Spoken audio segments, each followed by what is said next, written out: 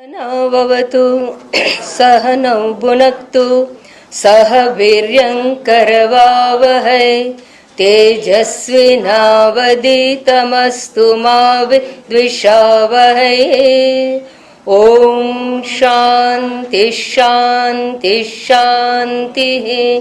हरिः ओम श्री गुरुभ्यो नमः। हरिः ओम। सदाशिवसमारम्भां शङ्कराचार्यमध्यमाम् अस्मदाचार्यपर्यन्तां वन्दे गुरुपरम्परां। श्रुतिस्मृतिपुराणानाम् आलयं करुणालयं नमामि भगवत्पादं शङ्करं लोकशङ्करं। शङ्करं शङ्कराचार्यं केशवं बादरायणं सूत्रभाष्यकृतौ वन्दे भगवन्तौ पुनः पुनः।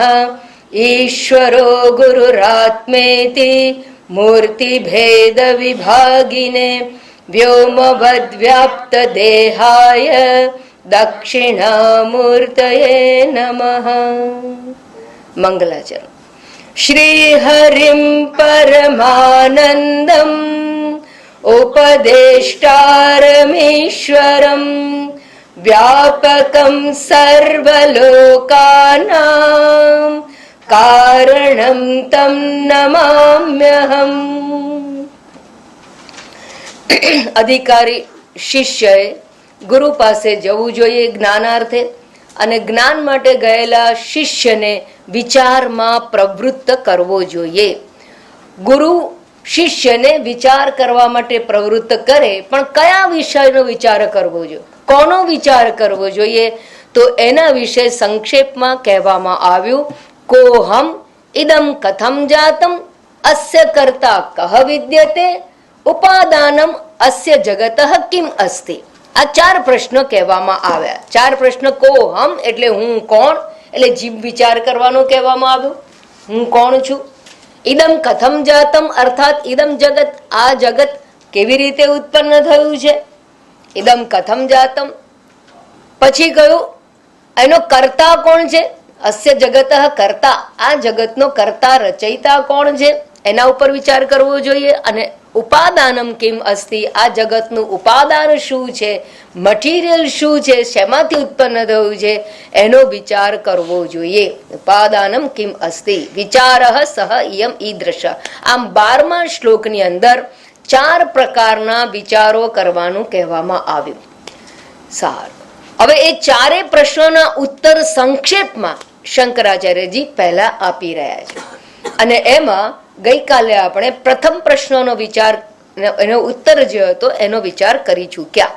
અને પહેલો પ્રશ્ન હતો કોહમ, હું કોણ, અને એનો ઉત્તર 13મા શ્લોકમાં આપતા કહ્યું નાહમ ભૂત ગણઃ દેહ.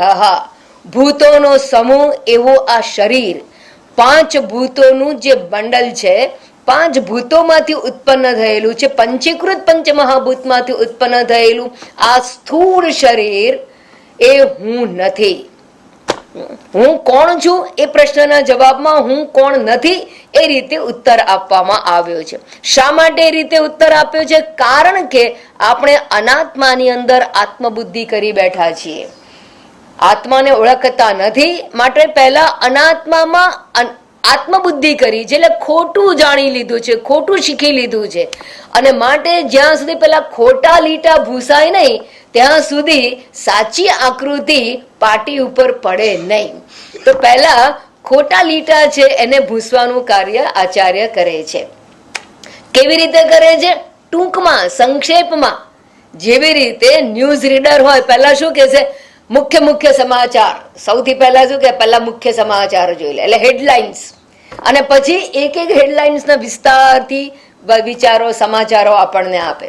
બસ એવી જ રીતે અહીંયા શંકરાચાર્યજી પણ હેડલાઇનની જેમ પહેલા પ્રશ્નોના જવાબો સંક્ષેપમાં આપે છે. અને કહ્યું કે જે હું નથી એમાંથી પહેલા હું બુદ્ધિ દૂર કરો. પહેલા ખોટી વસ્તુ છે એમાંથી મન બહાર કાઢો. જે ખોટી વસ્તુ ઘર કરી ગઈ છે એને દૂર કરો. અને એ સમજાવતા કહ્યું અહમ ભૂત ગણઃ દેહ ના, હું આ ભૂતોનો સમૂહ એવું શરીર નથી. વળી ન અહમ અક્ષગણ તથા ચ વળી અને વળી અહમ અક્ષગણ અપી ન અસ્મિ, હું આ ઇન્દ્રિયોનો સમૂહ પણ નથી. અને ઇન્દ્રિયોના સમૂહની અંદર બે પ્રકારની ઇન્દ્રિયો જોઈ, બાહ્ય ઇન્દ્રિય અને આંતર ઇન્દ્રિય. બાહ્ય ઇન્દ્રિયો એટલે બાહ્ય વિષયોનું જ્ઞાન પ્રાપ્ત કરનારી ઇન્દ્રિયો, અને આંતર ઇન્દ્રિય એટલે અંતઃકરણ ચતુષ્ટય એટલે કે મન વગેરે. અને મનને છઠ્ઠી ઇન્દ્રિય ભગવાને પણ ગીતામાં કહ્યું છે. એટલે ત્યાં શંકા હોવી જોઈએ નહીં કે ઇન્દ્રિયોમાં મનનો સમાવેશ કેમ કરો. તો શાસ્ત્રમાં અંતઃકરણને અને જ્ઞાનેન્દ્રિયને બંનેનો સમાવેશ ઇન્દ્રિય દ્વારા કરવામાં આવતો હોય છે. તો એ પણ હું નથી, અર્થાત જ્ઞાન પ્રાપ્તિના જે સાધનો છે એ પણ હું નથી.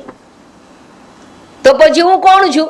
એતત કશ્ચિત વિલક્ષણ, આ બધાથી કંઈક જુદું ભિન્ન જે છે તે હું છું, એનાથી ભિન્ન છું. કોણ છું એનો ઉત્તર વિસ્તારપૂર્વક પછી આપવામાં આવશે. પણ આ જે અનાત્મા છે એમાંથી આત્મબુદ્ધિ કાઢવાનું કહ્યું, અને એનાથી ભિન્ન કંઈક છે તે હું છું, તે આ આત્મા છે, એના ઉપર વિચાર કરવો જોઈએ. આમ 13મા શ્લોકમાં પ્રથમ પ્રશ્નનો ઉત્તર અપાઈ ગયો. ભાઈ બીજો પ્રશ્ન જે છે, ઇદમ કથમ જાતમ અસ્ય કરતા કહ વિદ્યતે, બીજો અને ત્રીજો પ્રશ્ન. તો બીજો પ્રશ્ન છે, આ જગત શેમાંથી ઉત્પન્ન થયું? એનો જવાબ 14મા શ્લોકની પહેલી પંક્તિમાં આપવામાં આવ્યો છે. અને એના આ જગતનો રચયિતા કોણ છે એનો ઉત્તર 14મા શ્લોકની બીજી પંક્તિમાં આપ. અને એના ઉપર આપણે ગઈકાલે વિચાર કરવાનો આરંભ કરેલો. એ શ્લોકને ફરી એકવાર બોલી જઈશું અને ત્યાર પછી એ વિચારોને આપણે આગળ વધારીશું. અજ્ઞાન પ્રભવમ સર્વમ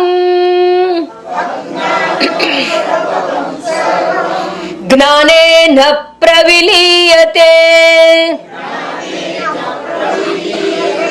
સંકલ્પો વિવિધ કર્તા વિચારસોયમીદૃશઃ અજ્ઞાન પ્રભવમ સર્વમ જ્ઞાનેન પ્રવિલીયતે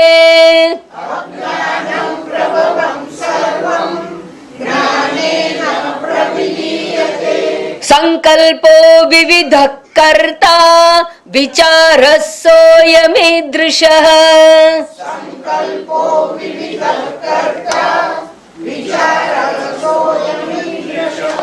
સહ અયમ ઈદૃશઃ વિચારઃ કર્તવ્યઃ. નીચેની લાઈન ચારેય શ્લોકની અંદર એની એ જ છે. અને એમ કહેવા માંગે છે કે આ પ્રકારનો વિચાર કરવો જોઈએ. કયો વિચાર કરવો જોઈએ? તો કે ભાઈ આ જગત ઉત્પન્ન શેમાંથી થયું? તો એનો ઉત્તર સંક્ષેપમાં આપતા કહે છે, અજ્ઞાન પ્રભવમ, અર્થાત અજ્ઞાનેન પ્રભવમ, અજ્ઞાનથી ઉત્પન્ન થયું છે, અજ્ઞાન થકી ઉત્પન્ન થયું છે, અજ્ઞાનમાંથી જન્મેલું છે. હા, બોલો, કોઈ પણ વસ્તુનું કારણ અજ્ઞાન હોય એ કઈ રીતે સમજાય? ફર્નિચર તો કે લાકડામાંથી, દાગીના તો કે સોનામાંથી કે ચાંદીમાંથી, કોઈ વસ્તુ ઠોસ હોય અજ્ઞાનમાંથી ઉત્પન્ન. અને આવડું મોટું વૈવિધ્યપૂર્ણ જગત. પેલા કે કોમ્પ્યુટરનું કામ કેવું છે, માઇન્ડ બોગલિંગ. તો કે આ પણ એવું જ છે કે અજ્ઞાનમાંથી આટલું વિશાળ જગત ઉત્પન્ન થયું. અજ્ઞાનેન પ્રભવમ સર્વમ ઇદમ સર્વમ જગત. આ જગતમાં જે કંઈ છે તે બધું જ. અને અજ્ઞાનથી જન્મ્યું છે એટલું જ નહીં, અજ્ઞાન એનું કારણ છે. માટે અજ્ઞાન નાશે કાર્ય નાશ. અજ્ઞાન કારણ છે, કારણ નાશે કાર્ય નાશ ભવતિ. તો અજ્ઞાનનો નાશ થઈ જશે તો આ કાર્ય એવા જગતનો પણ નાશ થઈ જાય. એટલે કે જે જ્ઞાનેન પ્રવિલીયતે, અજ્ઞાન દૂર થાય શેનાથી થશે? જ્ઞાનથી. અજ્ઞાનને દૂર કરવા માટે અજ્ઞાનથી વિરોધી વસ્તુ લાવવી જોઈએ, અને વિરોધી વસ્તુ છે જ્ઞાન. તો જ્ઞાનથી એનો નાશ થાય છે. પ્રવિલીયતે, લય પામી જાય છે. પ્રવિલીયતે બે પ્રિફિક્સ છે, ઉપસર્ગ લગાડ્યા, વિચારીશું પછી. જ્ઞાનેન પ્રવિલીયતે.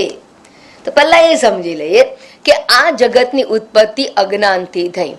તો કોઈ જગતમાં એવી વસ્તુ છે કે જે અજ્ઞાનથી જન્મે? તો કે હા, અજ્ઞાનથી જન્મે. અને અજ્ઞાનથી માત્ર એક જ વસ્તુ જન્મે, એને કહેવાય ભ્રાંતિ. તો ઇલ્યુઝન,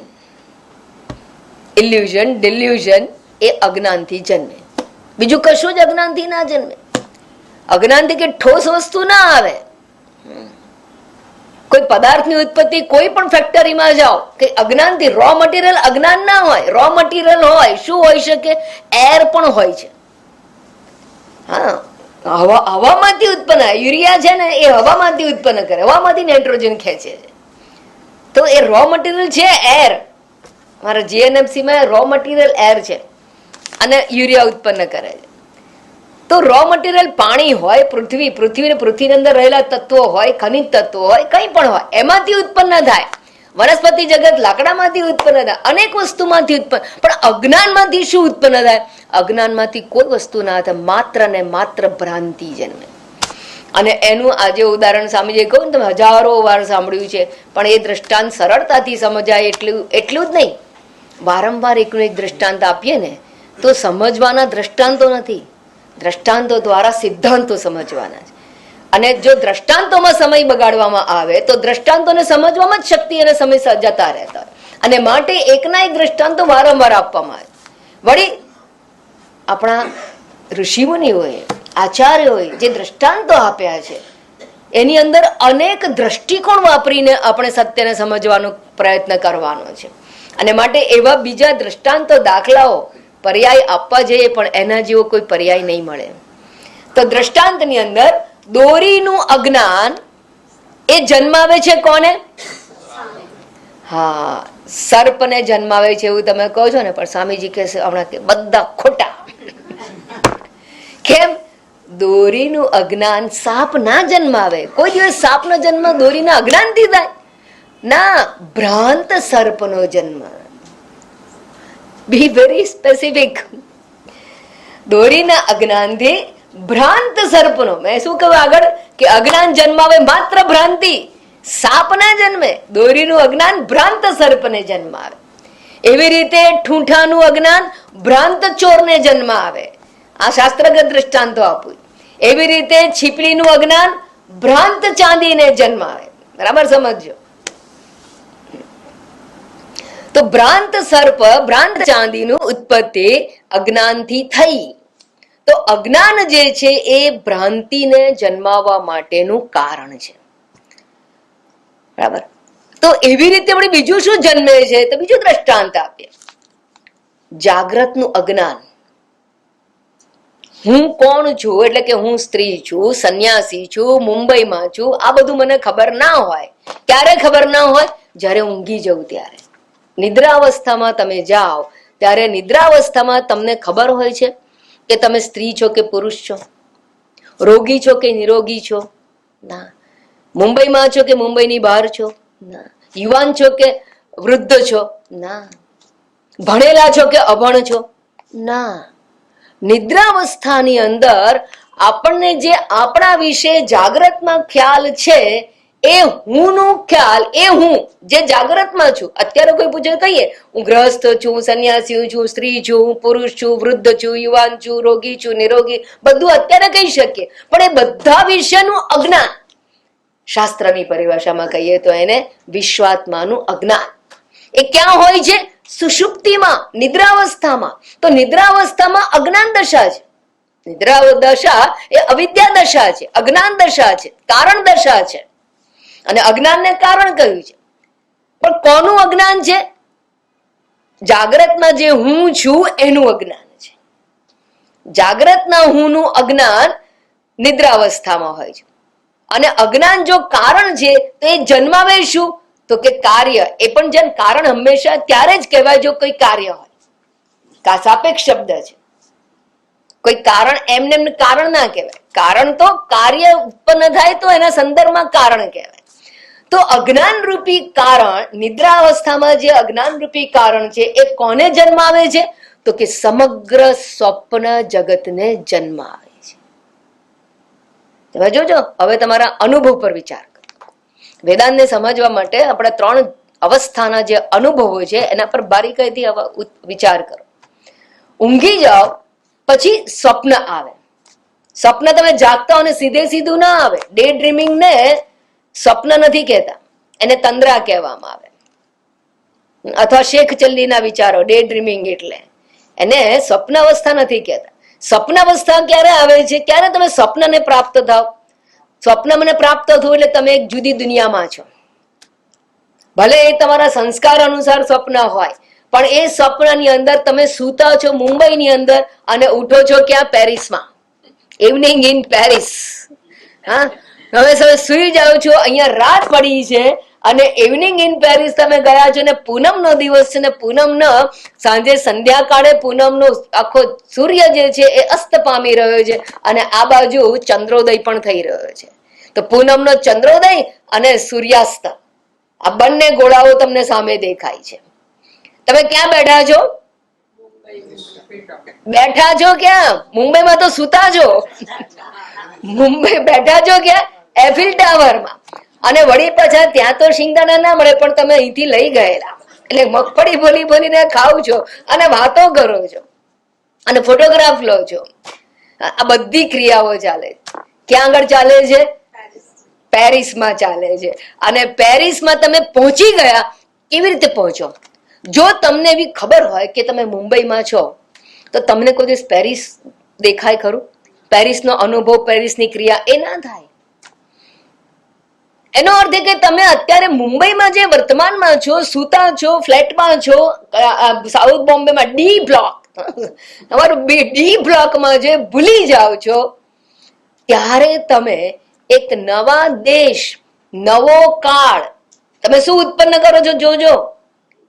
સ્વપ્ન જુઓ છો ને, ખાલી માણીને સિંગ થઈને જાગી નથી જવાનું.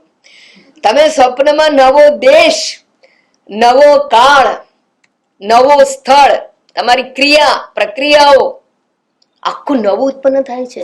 તમે સૂર્ય જન્માવો છો, તમે ચંદ્રને જન્માવો છો, તમે ધરતીને જન્માવો છો, તમે મિત્રોને જન્માવો છો, માણસોને જન્માવો છો. આ બધું જ ઉત્પન્ન થાય છે. દેશ કાળ સહિત ઇમારતો, રોડ, બધું જ ઉત્પન્ન થાય છે. પણ આખું જે સ્વપ્ન જગત છે એ આવ્યું કોના કારણે? જાગ્રતના અજ્ઞાનને કારણે. જાગ્રતનું અજ્ઞાન છે માટે સ્વપ્ન જગત જણાય છે, અનુભવાય છે. અને સ્વપ્ન જગત કેવું અનુભવાય છે ખબર છે? જો એ સ્વપ્ન જગતમાં કોઈ તમને ધક્કો મારીને પડ્યા હોય ને છોલાયું હોય તો દુખે કે ના દુખે? હા, દુખે. અને એટલું નહીં, ગુસ્સો આવી જાય. હમણાં જેમ આવ્યો તો એમ ક્રોધ, કોણ છે દેખાતું નથી, આવું કરાતું હશે. તમને રિએક્શન પણ આવે, માનસિક આવેગો પણ ઉત્પન્ન થાય છે.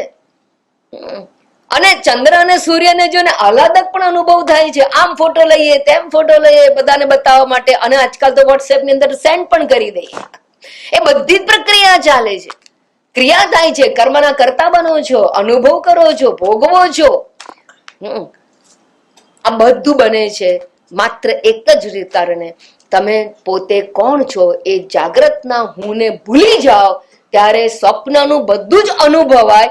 અને કેવું અનુભવાય? સ્વકાલે સત્યવત ભાતી. એ વખતે તો એ સ્વપ્ન છે ને એ આખું સાચું જ લાગે, ઠોસ સત્ય જણાય. છોલાયું હોય તો એનો દુખાવો પણ એટલો જ સાચો લાગે. અને પણ પ્રબોધે સતી અસત ભવેત. પણ તમે જાગી જાઓ તો સ્વપ્ન જેવું કઈ નથી. સ્વપ્ન જગત કેવું છે? તો એ વખતે સ્વપ્ન તમે અનુભવ્યું હતું, દેખાતું હતું, બધું ઠોસ હતું, છતાં વાસ્તવમાં એ નથી. એવું સમજાય ક્યારે? જાગો ત્યારે. બસ એ જ પ્રમાણે અહીંયા શંકરાચાર્યજી કહે છે, આ વર્તમાન જગત છે એને તમે ગમે એટલું મહત્વ આપો, ગમે એટલા કર્મો કરો, કર્મના ફળ ભોગવો, કર્મની થિયરી, બધી જાત જાતની વાતો આ જગત સંદર્ભે છે. પણ વાસ્તવમાં આ જગત પણ આત્મ અજ્ઞાનથી ઉત્પન્ન થયેલું. અજ્ઞાન પ્રભવમ કહ્યું, પણ કોના અજ્ઞાનથી? તો કે અધિષ્ઠાનના અજ્ઞાનથી. જેમ ભ્રાંત સર્પ કોના અજ્ઞાનથી?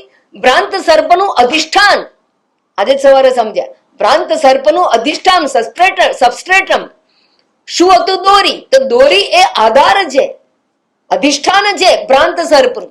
એના અજ્ઞાનથી ભ્રાંત સર્પ ઉત્પન્ન થયો. તો સ્વપ્ન જગત જે ઉત્પન્ન થાય છે કોના અજ્ઞાનથી? તો એનું અધિષ્ઠાન જાગ્રત હું, એના અજ્ઞાનથી. તો આ આખું જે જગત દેખાય છે, દ્રશ્ય પ્રપંચ અનુભવાય છે, ઠોસ અનુભવાય છે સ્વપ્નની જેમ, પણ એ પણ ઉત્પન્ન થયું છે એનું જે અધિષ્ઠાન છે એ આત્મા, એનું અધિષ્ઠાન છે. આત્મ અજ્ઞાન પ્રભવમ સર્વમ.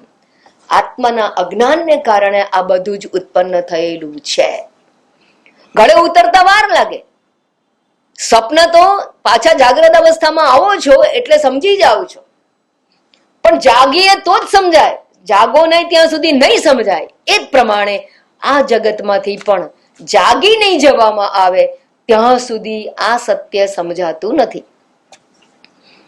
ઉતરતું નથી ગળે. અને માટે આપણે સત્ય પ્રત્યે આંખ આડા કાન કરીએ છીએ. જાગી જવું એટલે શું? ઉત્તિષ્ઠત જાગ્રત પ્રાપ્ય વરાન નિબોધ. જાગી જવાનું કહ્યું. નરસિંહ મહેતાએ કહ્યું, જાગીને જોઉં તો જગત દિશે નહીં, ઊંઘમાં અઠવટા ભોગવાસ. નરસિંહે કહ્યું તો આપણે કેમ ના કહી શકીએ? જાગવું એટલે શું? શંકરાચાર્યજી દક્ષિણામૂર્તિમાં પણ કહે છે, વિશ્વમ દર્પણ દૃશ્યમાન નગરી તુલ્યમ નિજાંતર્ગતમ પશ્યન્નાત્મનિ માયયા બહિરેવોદ્ભૂત યથા નિદ્રયા. માયયા બહિવ ઉદ્ભૂતમ. જેવી રીતે સ્વપ્ન જગત ક્યાં રહેલું છે? એ પેરિસનો એફિલ ટાવર તમારા ફ્લેટની અંદર કયા ખૂણામાં હતો કે જ્યાં તમે ગયા હતા સ્વપ્નમાં? બહાર હતો જ નહીં. બહાર તો હતું જ નહીં. પેરિસ બહાર નહોતું, અંદર હતું. મનની અંદર હતું, આપણી અંદર હતું. મન મારી અંદર છે અને આપણી અંદર રહેલું હતું. અને છતાં જાણે કે આપણે એફિલ ટાવરની ઉપર બેઠા, અને ટાવર ક્યાં હતો? ત્યાં એક જગ્યાએ પેરિસમાં. અને આપણે પેરિસ ગયા, પણ પેરિસ આપણામાં હતું એ આપણે ભૂલી ગયા. એ નથી સમજાતું. કેમ? અજ્ઞાનને કારણે.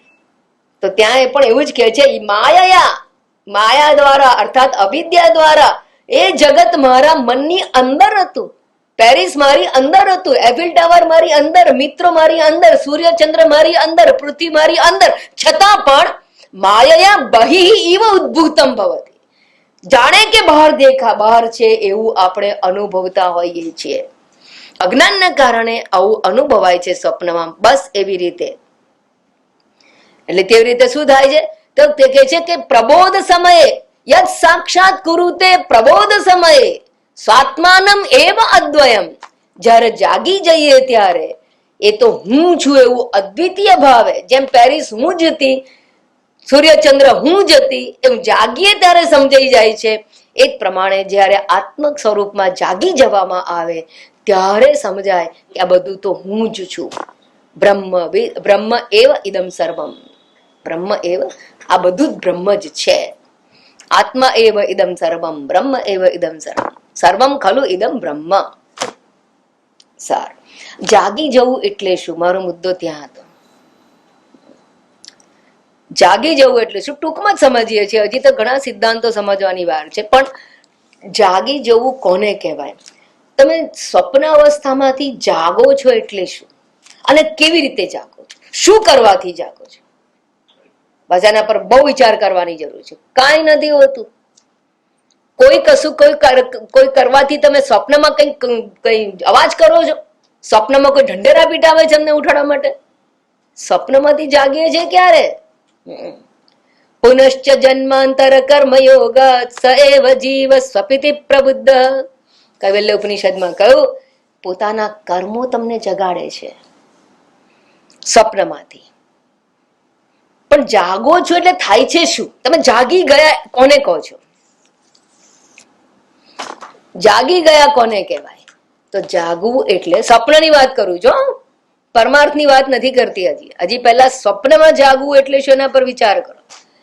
જાગવું એટલે જે આ શરીર વિશેનું મને અજ્ઞાન હતું એ અજ્ઞાનની નિવૃત્તિ થવી એને જાગવું કહેવાય. હું વિષયક અજ્ઞાનની નિવૃત્તિ થવી, જાગ્રત હું વિષયક અજ્ઞાનની નિવૃત્તિ, એને જાગ્યા કહેવાય. અર્થાત આ દેહમાં હું બુદ્ધિ પ્રાપ્ત થવી એને જાગ્યા કહેવાય. The moment you identify yourself with this gross body, you are awake. જાગવું એટલે શું? જે અજ્ઞાન હતું હું વિશેનું, એ હું ને ધારણ કરી લો છો, એ હું ને જાણી લો છો, દેહ હું જોઈ બુદ્ધિ પ્રાપ્ત કરો છો, એને કહેવાય જાગી ગયા. બસ એવી રીતે આત્મ અજ્ઞાનમાંથી આ બધું જ ઉત્પન્ન થયું હોય તો એ આત્મ તત્વ હું છું એવું જણાઈ જવું, એને જાગી ગયા કહેવાય. અને જેવું તમે આ દેહમાં સ્વપ્નમાંથી બહાર આવો ને આ દેહમાં હું બુદ્ધિ કરો છો, એના પછી કેટલી વાર પછી આઈફિલ ટાવર તૂટે, પેરિસ જાય, સૂર્ય જાય, ચંદ્ર ક્યારે જાય? ઇમિડિયેટલી જાય. એને કહેવાય પ્રકાશ અને અંધકાર જેવી ઘટના છે. સ્વિચ ચાલુ થાય, પ્રકાશ આવ્યો અને અંધકાર ગયો, બસ એટલી જ વાર લાગે છે. અર્થાત શું થયું? એ વખતે જે એફિલ ટાવર ઉપર જે શરીર હતું એ શરીરમાં હવે હું બુદ્ધિ છે? ના. વિચારજો, આ બધું વેદાંત છે એટલે અઘરું પડે બધા. એફિલ ટાવરમાં રહેલા દેહમાં હવે હું બુદ્ધિ નથી. ક્યારે? ત્યારે તમે આ દેહમાં હું બુદ્ધિ કરો છો, ત્યારે એ દેહમાં હું બુદ્ધિ નથી હોતી. બંને અપોઝિટ છે. બસ એવી રીતે જ્યારે આત્મ તત્વ અહમ અસ્મિ, અયમ આત્મા અહમ, એવું જયારે સમજાઈ જાય ત્યારે આ દેહમાં હું બુદ્ધિ નથી હોતી. અને આ દેહમાં હું બુદ્ધિ છું ત્યાં સુધી આ સ્વપ્ન જગત ચાલુ રહેવાનું છે. સ્વપ્ન તુલ્ય જગત હોવા છતાં એને આપણે સત્ય માનીને જીવીએ છીએ. જ્યાં સુધી એફિલ ટાવર પર બેઠેલું શરીર એમાં હું બુદ્ધિ હોય ત્યાં સુધી એફિલ ટાવર સાચો લાગે, સૂર્યચંદ્ર સાચો લાગે, સાંજ સાચી લાગે. બસ એ જ પ્રકારે જ્યાં સુધી આ દેહાત્મ બુદ્ધિ હશે ત્યાં સુધી આ જગત પણ એટલું જ ઠોસ જણાવવાનું, એટલું જ સત્ય અનુભવવાનું. તો જાગવું એટલે આત્મ સ્વરૂપમાં જાગી જવાનું. અર્થાત એ આત્મ તત્વ હું છું એમાં નિષ્ઠા પ્રાપ્ત થવી, એની સાથે જ દેહાત્મ બુદ્ધિ તૂટી જશે અને એની સાથે જ આ જગત છે, એ સ્વપ્ન છે, એ સમજાઈ જશે. અર્થાત ભ્રાંત છે, અજ્ઞાનજન્ય છે, એ વાત સમજાઈ જશે. તો અહીંયા કહેવામાં આવ્યું અજ્ઞાન પ્રભવમ સર્વમ જ્ઞાનેન પ્રવિલીયતે. સ્વપ્ન જગત ક્યાં જતું રહે છે? તમે જાગો ત્યારે એ ટાવર ક્યાં જતો રહ્યો? કેટલું લોખંડ છે એની અંદર, તો ક્યાં જતું રહે છે? હોતું જ નથી. ભ્રાંતિ હતી, ભ્રાંતિ ચાલી ગઈ. ભ્રાંતિનું જવું એને જ સ્વપ્ન જગતનું જવું કહીએ છીએ. અને વાતો કરીએ તો સ્વપ્નનું જો વર્ણન કરવાનો, નિબંધ લખવાનો આવે ને, તમે જોયેલા પેરિસના અનુભવો, સ્વપ્ન જગતના પેરિસના અનુભવોનું વર્ણન કરો તો તમે કરી શકો કે ના કરી શકો? કરી શકો, આરામથી કરી શકો. અને છતાં એ સત્ય નથી. બસ એવી રીતે આ જગત ભ્રાંત હોવા છતાં પણ આરામથી વ્યવહાર થઈ શકે એમ છે. વ્યવહાર કરવા માટે જગતનું સત્ય હોવું આવશ્યક નથી. અહીંયા સમજવાનું છે કે જ્ઞાન થતાની સાથે આ જગત પ્રવિલીયતે, લીયતે એટલે લય પામે, વિશેષણ લીયતે, પ્રકર્ષેણ વિશેષણ લીયતે. અર્થાત એવી રીતે લય પામે છે કે ફરી પાછું એ ઉત્પન્ન થતું નથી. એટલે શું? લય પામવું, નાશ પામવું નથી કહ્યું, કારણ કે હોતું જ નથી કઈ. હોય આ જો આ ફૂલ છે ને એને હું તોડું ને તો નાશ થઈ જાય, ફૂલનો હારનો નાશ થઈ જાય, ફૂલ છૂટા કરીએ તો. કારણ કે છે, પદાર્થ છે. આ રૂમાલ છે એને હું બાળી નાખું તો રાખ થઈ જાય, નાશ થઈ જાય, કારણ કે છે વસ્તુ. સ્વપ્નનો એફિલ ટાવર કેવો છે? તૂટી શકે? ધરતીકંપ આવે તો ના તૂટે, કારણ કે એ તો ભ્રાંત છે, એ વાસ્તવમાં નથી. માટે એને કહું લય પામે છે, એના કારણમાં લય પામી જાય. સારું, પ્રવિલીયતે કહું એટલે શું? એવી રીતે લય પામે, તમે જાગી જાઓ ત્યારે સ્વપ્ન વખતે જે અનુભવતા હતા ત્યારે જેટલું સત્ય જણાતું હતું એવું હવે તમે જયારે કોઈ મિત્રને વાત કરો કે મેં સ્વપ્ન જોયું, ત્યારે એવી સત્યતા એ પેરિસ ગુમાવી દે છે.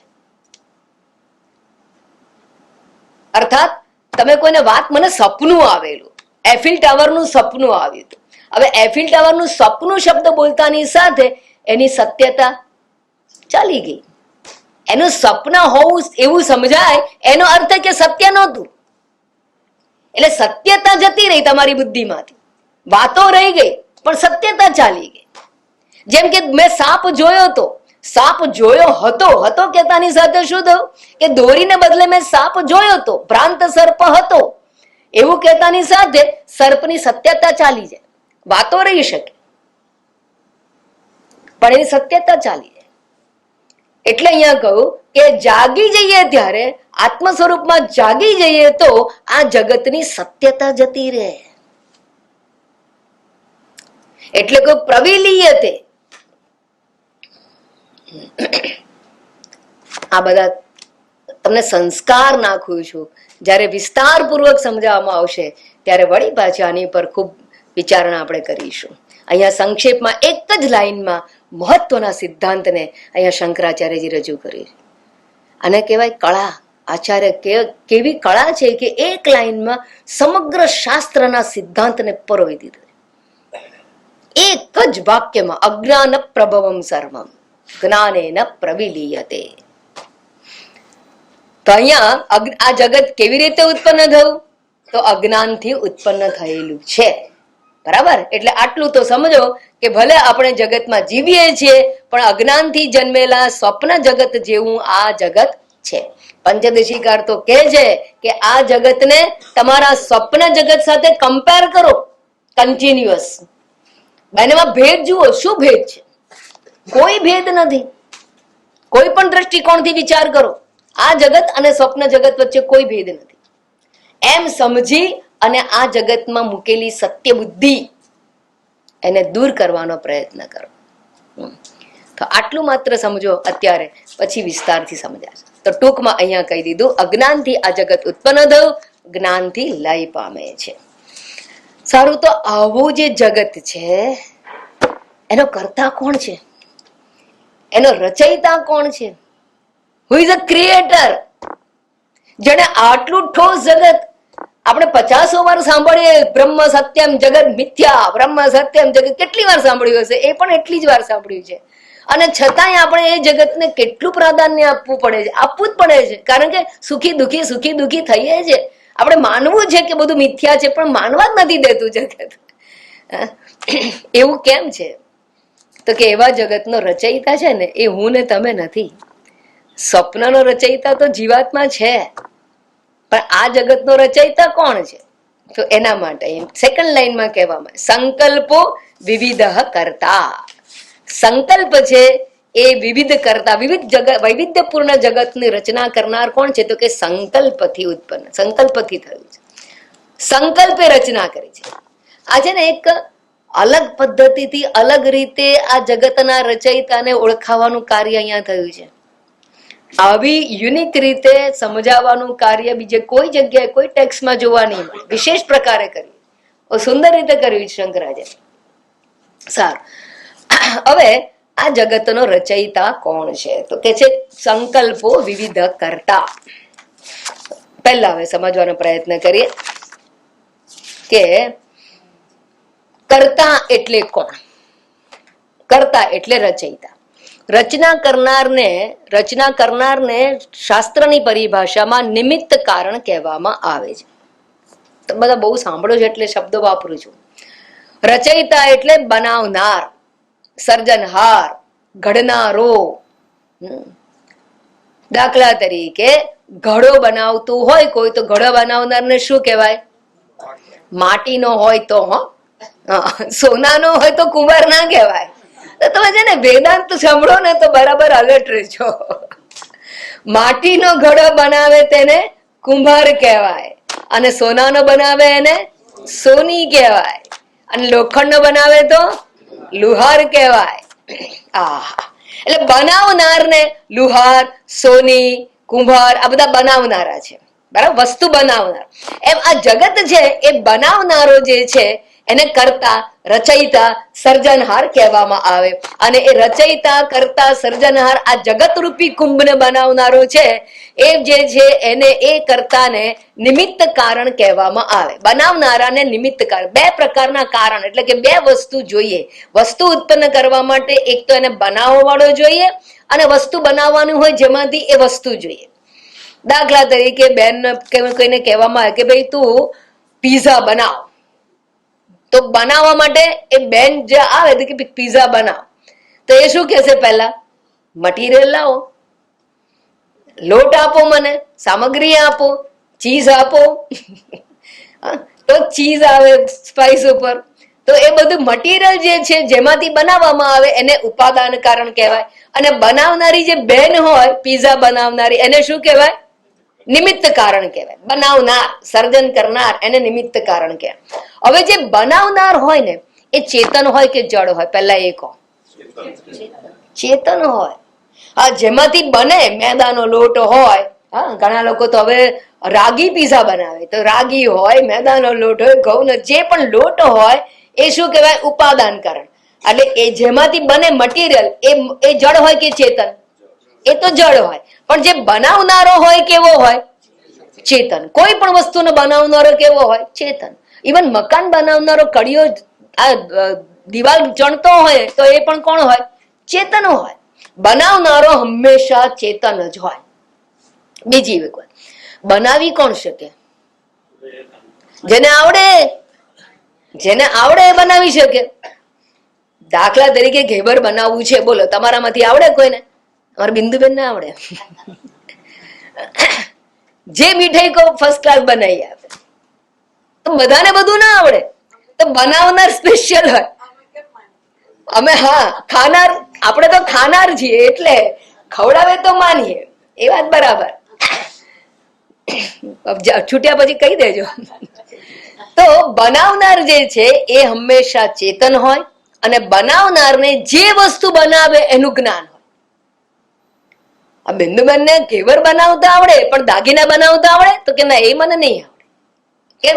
જે વસ્તુ બનાવે એનું જ માત્ર જ્ઞાન હોય. એમ સોનીને દાગીના બનાવવાનું જ્ઞાન હોય, એને મકાન ચણવાનું જ્ઞાન ના હોય. મકાન ચણનાર કડીઓ હોય, એને ઘડો બનાવવાનું જ્ઞાન ના હોય. એટલે બધાને બધું ના આવડે, પણ જે વસ્તુ બનાવે એનું એને જ્ઞાન હોય. આ હાર બનાવે ને એનું પણ જ્ઞાન હોવું જોઈએ. તો હાર બનાવનારને હાર બનાવવાનું જ્ઞાન હોય. બરાબર? તો બનાવનારો છે એની પાસે જ્ઞાન હોય અને જ્ઞાન હંમેશા ચેતન વસ્તુ પાસે હોય. હવે આ જે જગત છે, ઇદમ સર્વમ, બધું જ. તો ઘટસ્ય કરતા ઘટજ્ઞઃ, ઘડાનો બનાવનારો, ઘડાને જાણનારો, ઘડાનું જ્ઞાન એની પાસે હોય, ઘટજ્ઞઃ. પટસ્ય કરતા પટજ્ઞઃ, આવું સૂત્ર છે કે જો કાપડ બનાવવાનું ભણતર હોય, વસ્ત્ર બનાવતો હોય, તો વસ્ત્ર બનાવનાર માણસ પાસે વસ્ત્ર બનાવવાનું જ્ઞાન હોય. પણ આખું જગત જાણે બનાવ્યું હોય એની પાસે શેનું જ્ઞાન હોય? બધાનું. સર્વસ્ય કરતા સર્વજ્ઞ. તો આ જગતનો બનાવનારો જે છે, જેને નિમિત્ત કારણ કહ્યું, એ ચેતન છે, સાથે સાથે સર્વજ્ઞ છે. ચેતન હોય બનાવનારો અને જ્ઞાની હોય, અને સર્વને બનાવે માટે સર્વજ્ઞ હોય. હવે આગળ એક વાત, બનાવવાનું જ્ઞાન હોય એટલું જ માત્ર નહીં, જ્ઞાન તો હોય, મગની દાળનો શીરો બનાવવો હોય, પણ તાકાત જોઈએ ને, હલાવવું બહુ પડે. તો હલાવવાનું શું જોઈએ? તાકાત જોઈએ. તો જેટલી કે જે વસ્તુ બનાવવા માટે તાકાત પણ જોઈએ, બનાવનાર પાસે શક્તિ પણ જોઈએ. નોલેજ માત્ર ના ચાલે. વૃદ્ધો હોય તો કે હું કહું તને, વહુને કે તું તારે બનાવવું છે તું બનાવ, હું તને ખાલી કહું, મને બનાવવાનું નહીં ભાવે. તો બનાવનાર પાસે બીજું શું જોઈએ? શક્તિ જોઈએ. આ સર્વ જગતને બનાવનારો જે હોય કેવો હોવો જોઈએ? સર્વશક્તિમાન, ઓમનિશિયન્ટ, ઓમનીપોટન્ટ. બરાબર? તો એક તો ચેતન, સેન્શિયન્ટ, ઓમનીપોટન્ટ, ઓમનિશિયન્ટ, સર્વજ્ઞ, ચેતન તત્વ અને સર્વ શક્તિમાન હોય. આટલી વસ્તુ સમજાઈ ગઈ? ઓ, તો હવે પ્રશ્ન જાગે, તો જો આ જગતને બનાવનારો જે ઈશ્વર છે, આવી રીતે જો એ સર્વજ્ઞ છે, સર્વશક્તિમાન છે, તો પછી એને આવું જગત શા માટે બનાવ્યું? થાય ને પ્રશ્ન? થઈ ગયો. જો પ્રશ્ન છે ને, મને ખબર હતી. પ્રશ્ન જાગે, કેમ આવું એટલે કેવું? અરે ભાઈ, આખા જગતની અંદર તો આમ સુગંધ સુગંધ સુગંધ ફૂલોની મહેક હોવી જોઈએ. હા, ક્યાંય દુર્ગંધ ના હોવી જોઈએ, ઉકરડા ના હોવા જોઈએ. અને ઉકરડા હોય તો પછી મચ્છર વગેરે હોય, એવા ઉપદ્રવી વસ્તુ ના હોવી જોઈએ, જે આપણને કરડે અને આપણે માંદા પડીએ એવું ના હોવું જોઈએ. કોરોના વાયરસ ના હોવો જોઈએ. ઓમિક્રોન ના હોવું જોઈએ, આ બધી વસ્તુ વાયરસ બધું બનાવીને લોકોને હેરાન કરે. આવું શું કામ બનાવો જગત? આટલા બધા રોગો શું કામ બનાવ્યા છે? અનેક પ્રકારના રોગો જે માણસ સમજી જ શકે, હજી ઉકેલે એક ઉકેલે ત્યાં બીજો નવો ઉભો થાય, બીજો ઉકેલે ત્યાં ત્રીજો ઉભો થાય. પહેલા પ્લેગ હતો, ડેડલી કહેવાતો હતો. ટીબી ડેડલી કહેવાતો હતો. એ બધા ઉપર વિજય મળ્યો, ત્યાં આવી ગયું કેન્સર. એમાં વળી બધાનો શિરમોર આવી ગયો કોરોના. આખી દુનિયાને હચમચાવી નાખ્યું. તો એના આ તો આવું જગત શું કામ બનાવવું છે ને? એને તો બધાને સુખી રહે એવી રીતે બનાવવું જોઈએ ને. એક વાત. બીજું, કોઈ ગરીબ, કોઈ પૈસા વાળો, એવો કેમ બનાવે? કોઈ અપંગ, કોઈ સાંગોપાંગ, એવો કેમ બનાવે? કોઈ બુદ્ધિશાળી, કોઈ ઢ, એવો કેમ બનાવે? કોઈ સુંદર અને કોઈક બિલકુલ જોવાનું ને ગમે મોડું, એવું બનાવે, એવું કેમ બનાવે? કોઈને રોગી બનાવે, કોઈને નિરોગી બનાવે, કોઈને ધનાઢ્ય બનાવે, કોઈને ગરીબ બનાવે. આવું જગત શું કામ બનાવે છે? બનાવવું તો બધાને સરસ રીતે બધાને સુખી રાખવા જોઈએ. બધા સુખી રહે એ પ્રકારનું જગત હોવું જોઈએ. જો સર્વશક્તિમાન છે, આપણી વાત તો જવા દો ભાઈ, આપણે તો કેવું ઘર બનાવવું પડે, આપણું જેટલું બજેટ હોય એવું ઘર બનાવે, બરાબર? હા, આપણે કંઈ પણ લાવીએ તો પેલા બજેટ જોઈએ, બજેટ પ્રમાણે આપણે કઈ વસ્તુ ખરીદીએ. પણ આટલું મોટું જગત બનાવનારો જે સર્વજ્ઞ સર્વશક્તિમાન હોય, એ તો સારામાં સારું બનાવી શકે. તો યાદ રાખો, આ જગતને બનાવનારો ઈશ્વર સ્વતંત્ર નથી. ઈશન કરતા, શાસન કરતા, વર એટલે શ્રેષ્ઠ. ઈશ્વર, ઈશ્વર શબ્દનો અર્થ છે શ્રેષ્ઠ શાસક, સર્વશ્રેષ્ઠ શાસક, આખા જગતનો શાસન કરનાર. એ એકલો નથી બનાવતો, શાસક છે. એ પોતે સ્વતંત્ર નથી. કેમ સ્વતંત્ર નથી? તો કહે છે કે એ જે જગત બનાવે ને, તો જગત બનાવતી વખતે એ જીવોના કર્મ અનુસાર ઉત્પન્ન કરે છે. જેલ બનાવવી હોય ને, તો જેલ કેવી બનાવવાની હોય? એમાં એક સરખા રૂમ મુકાય? એક સરખી ફેસિલિટી અપાય? ના અપાય. કેમ? તો કે એક કાળી કોટડી હોય, એક નાની હોય, એકમાં વધારે ફેસિલિટી, એમાં થોડી વધારે ફેસિલિટી, એમ અલગ અલગ પ્રકારની હોય ને જેલ. કેમ એવું કરવામાં આવે? કારણ કે અલગ અલગ પ્રકારના કેદીઓ આવે, અલગ અલગ પ્રકારના કર્મો કરેલા હોય, એટલે જેવા જેવા એના કર્મો હોય એ પ્રકારે એને શેલ આપવામાં આવે. બધાને એક સરખી ના અપાય. તેમ આ ભવસાગરની જેલ છે, આ સંસાર એક જેલ છે, અને એની અંદર જીવાત્માઓ અલગ અલગ પ્રકારના કર્મો કરીને આવેલા હોય છે. અને જેના જેવા કર્મો હોય એ પ્રકારે એને એની કોટડી આપવામાં આવે. જો એને પાપ કર્યા હોય તો અધોયોનીની કોટડી જાય, પુણ્ય કર્યા હોય તો ઉર્ધ્વયોનીની કોટડી જાય. સમજાઈ ગયું? હવે ઉર્ધ્વયોની હોય એટલે કેવું? 25મા માળાથી ઉપર. હે, જેમ તમે ઉપર જાવ એમ પૈસા વધારે, એમ પુણ્ય વધારે હોય તો ઉપર જવાના. કયા કયા લોકો ઉપર? લોક કયા કયા લોક છે? તો કે ભુવઃ સવ એટલે સ્વર્ગલોક, પછી મહઃ જનઃ તપઃ અને સત્યલોક. આ 7 અપ. અને પાપ કર્મ કરો તો નીચે અતલ, વિતલ, સુતલ, તલાતલ અને છેલ્લે પાતાળ. તો જેવા જેવા જેની રેન્ક ને, દરેકને અલગ અલગ રેન્ક આવે. રેન્ક કોના આધાર આવે? તો કે કર્મ પ્રમાણે આવે. તો જીવોના કર્મ અનુસાર એને ફળ આપવાનું કામ ઈશ્વર કર્મ ફળ દાતા છે, શ્રેષ્ઠ શાસક છે, શ્રેષ્ઠ ન્યાયાધીશ છે. અને શ્રેષ્ઠ ન્યાયાધીશ છે માટે કર્મફળ અનુસાર જો એને યોની આપવાની હોય, કર્મફળ અનુસાર એને લોક આપવાના હોય, તો એ પ્રમાણેનું જગત એને બનાવવું પડે. તો એવો જીવ હોય એને મચ્છર યોનીમાં જવાનું હોય, એવો જીવ હોય જે કર્મ હોય એને માખી યોનીમાં જવાનું, એવા કર્મો કરવા અળસિયાની અર્થવમ જમીનની અંદર હોય, એવા હોય સાપ જેવા કે જોઈને જ લોકોને મારવાનું મન થાય, તો એવી યોની હોય. અને એવા લોકો હોય કે જેને જોઈને પૂજવાનું મન થાય, તો દેવ યોની હોય, કિન્નર, ગંધર્વ, આ બધી યોનીઓ છે. તો આ બધી યોનીઓનું નિર્માણ કોણ કરે? ઈશ્વર કરે છે. પણ કોના આધારે કરે? જીવોના કર્મના આધારે. એટલે ઈશ્વર જગતની રચના કરે છે, પણ ઈશ્વર સ્વતંત્ર રીતે જગતની રચના નથી કરતો. જીવોના કર્મ અનુસાર એ આ જગતની રચના કરે છે. કર્મફળ પ્રદાન કરવા માટે વિભિન્ન પ્રકારના લોક, વિભિન્ન પ્રકારની યોનિઓનું નિર્માણ ઈશ્વર કરતો હોય છે. કર્મ યાદ રાખજો, આપણને જે શરીર મળે છે ને એ શરીર, એના નાક, નકશા, બધું આપણને જે મળે છે ને એ બધું કર્માનુસાર હોય છે.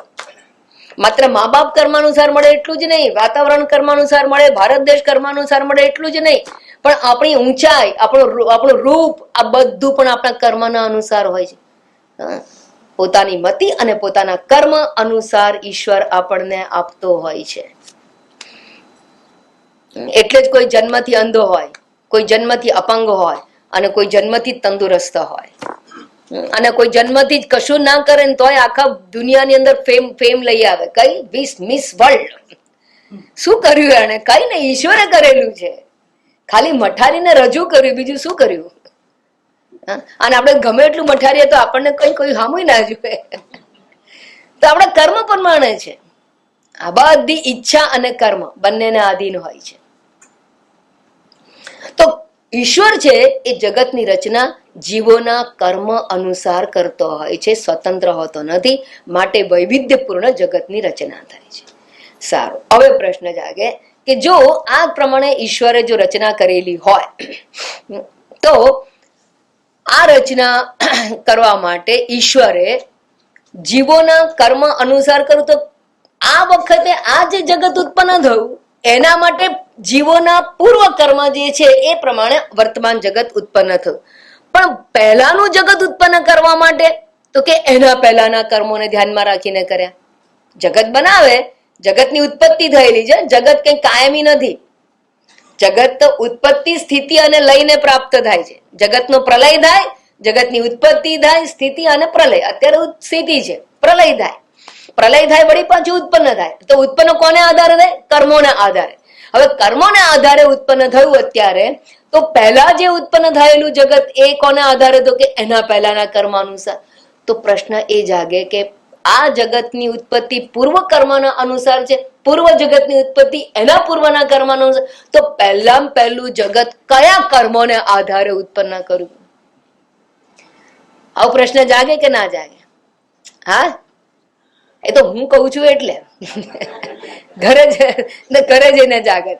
તો પહેલી સૃષ્ટિ ઉત્પન્ન કરવા માટે ઈશ્વરે કયા કર્મોને ધ્યાનમાં રાખીને ઉત્પન્ન કર્યું? કયું કર્મ પહેલા? યાદ રાખો, આ સૃષ્ટિનું ચક્ર કહેવાય છે, ભવ ચક્ર કહેવાય. ચક્ર એટલે ગોળ, મેરી ગો રાઉન્ડ. તમે રાઉન્ડ જો જોયો હોય તો રાઉન્ડ ની અંદર આરંભનું પહેલું બિંદુ કયું? રેખા હોય ને, રેખા. આ રેખા ધારો કે હોય લીટી, તો એમાં ધીસ ઇઝ ધ ફર્સ્ટ અને ધીસ ઇઝ ધ લાસ્ટ એવું હોય. પણ ગોળ હોય, ગોળ, એમાં ફર્સ્ટ અને લાસ્ટ કયું? હા, બંગડી હોય, બંગડીનું પહેલું બિંદુ અને અંતિમ બિંદુ કયું?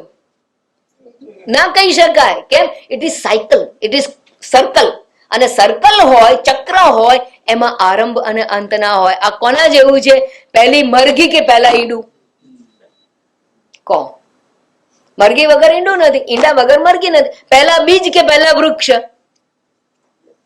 ચક્ર છે, સંસાર ચક્ર છે. આ સૃષ્ટિનું પણ ચક્ર છે, માટે એમાં આરંભ અને અંત જેવું નથી.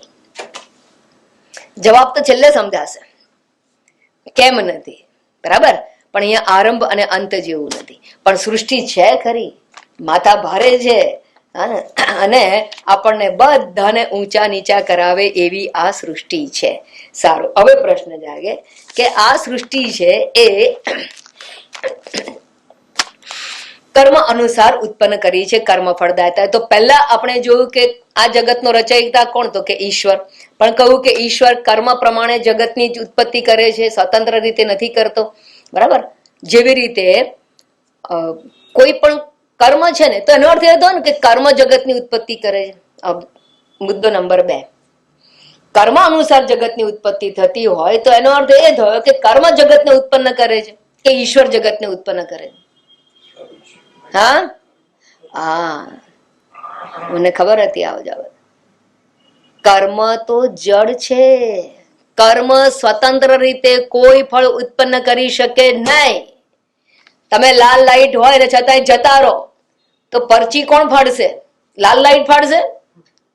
તો કર્મ તમે કર્યું, ખોટું કર્યું એટલે ના, પોલીસ જોઈએ. પોલીસ વગર તમારા કાયદાના ઉલ્લંઘનની નોંધ લે કોણ? કાયદાના ઉલ્લંઘનની નોંધ લેનાર અને પનિશમેન્ટ આપનાર પોલીસ જોઈએ. અને કાયદાનું ઉલ્લંઘન એ તમારું કર્મ છે. ખાલી જો પોલીસ ના હોય ને તો કર્મ જાતે ફળ ના આપી શકે. તમે ભલે ઘણી વાર લોકો, પહેલા તો સીસીટીવી કેમેરા નહોતા એટલે લોકો દોડતા હતા, પોલીસ નથી ને ભાગો, તો ક્યાં કોઈને પકડાતું હતું, કોઈને દંડ નહોતો મળતો. તો દંડ ક્યારે મળે છે? કર્મના ઉલ્લંઘન કરવાથી, કાયદાનું ઉલ્લંઘનથી જે દંડ મળે છે એ ક્યારે મળે? પોલીસ હાજર હોય તો. તો કર્મ જીવાત્મા કરે તો એને ફળ કોણ આપે? કર્મ નથી આપતું. કર્મ તદ જડમ. પણ ઈશ્વર સ્વતંત્ર ના આપે, ઉલ્લંઘન કર્યું હોય તો આપે. બરાબર? એટલે કર્મ પણ જોઈએ અને ઈશ્વર પણ જોઈએ. એટલે બુદ્ધિશાળી ન્યાયાધીશ તમારા કર્મ પ્રમાણે ફળ આપે, એમ ઈશ્વર તમને કર્મનું ફળ આપે, પણ તમારા જ કર્મનું ફળ ઈશ્વર તમને આપે છે. બરાબર? એટલે એકલું કર્મ નહીં. માટે રમણ મહર્ષિએ કહ્યું, કર્તુરાજ્ઞયા પ્રાપ્યતે ફલમ કર્મ કિમ પરમ કર્મ તજ્જડમ. પહેલો શ્લોક છે. કર્તુ આજ્ઞાયા ફલમ પ્રાપ્યતે. ઈશ્વર, જગત રચયિતા ઈશ્વર, કર્તા, કર્તા એટલે ઈશ્વર, ત્યાં પણ કર્તા શબ્દ વપરાય છે. એ કર્તાની આજ્ઞાથી કર્મનું ફળ મળે છે. કર્મ કિમ પરમ, કર્મ શ્રેષ્ઠ નથી. કર્મ તદ જડમ, કર્મ તો જડ છે. એકલું કર્મ સ્વતંત્ર રીતે ફળ ઉત્પન્ન ના કરી શકે. ફળ ઉત્પન્ન કરનાર કોઈક ચેતન ન્યાયાધીશ હોવો જોઈએ. તો જીવોના કર્મ અનુસાર આ જગતની ઉત્પત્તિ કરનાર ઈશ્વર છે. જગત કરતા, જગતના નિમિત્ત કારણ ઈશ્વર છે. જગત કરતા ઈશ્વર છે. પછી હવે જે કર્મ જે છે, હવે કર્મ એટલે આપણે અત્યારે સુધી આવ્યા, ઈશ્વર કર્માનુસાર ફળ આપે એટલે કર્મ પણ જગતનું કારણ કહેવાય. કારણની અંદર આવીએ. કર્મ ક્યારે થાય? કર્મ ઈચ્છા અનુસાર થાય. કામનામાંથી કર્મનો જન્મ થાય છે. કયું કર્મ થાય છે? કર્મ કામના અનુસાર થાય છે. કામ જે છે એ કર્મને જન્મ આવે છે. તો કર્મ છે એ જગતની રચના કરનારું કહેવાય કે કામ જગતની રચના કરનારું કહેવાય? કામના અનુસાર થયું. અને કામ શેમાંથી ઉત્પન્ન થાય છે? કામ પ્રારબ્ધથી ઉત્પન્ન ના થાય. સંકલ્પાત કામમ જાનામી તે મૂલમ સંકલ્પાત કિલ જાયતે. કામનું મૂળ, કામનું કારણ એ સંકલ્પ છે. અને કર્મનું મૂળ કામ અને કામનું મૂળ સંકલ્પ, અને સંકલ્પથી બધું ઉત્પન્ન થાય છે. માટે અહીંયા શબ્દ પ્રયોગ છે સંકલ્પો વિવિધ કરતા. કેવી રીતે હવે કર્મ પછી કામ અને કામમાંથી સંકલ્પ જગત રચનાનું કારણ બને છે, એના ઉપર આપણે આવતીકાલે વિચારણા કરીશું. ઓમ પૂર્ણમદ પૂર્ણમિદમ પૂર્ણાત પૂર્ણમુદચ્યતે પૂર્ણસ્ય પૂર્ણમાદાય પૂર્ણમેવાવશિષ્યતે. ઓમ શાંતિ શાંતિ શાંતિ. હરિ ઓમ. શ્રી ગુરુભ્યો નમઃ. હરિ ઓમ.